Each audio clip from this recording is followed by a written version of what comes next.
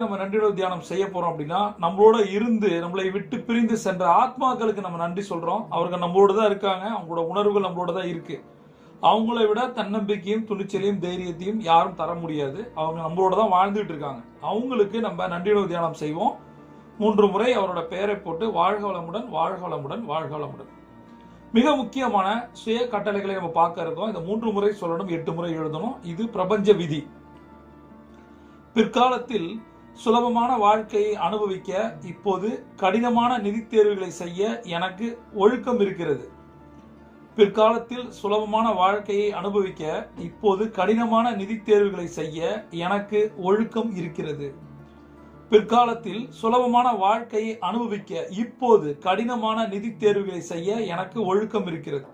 Financial discipline முக்கியம். சரியா? நம்ம முன்னாடி நிறைய ஆப்ஷன் இருந்தாலும் சில டஃபஸ்ட் டிசிஷன் நம்ம எடுக்க போறோம்.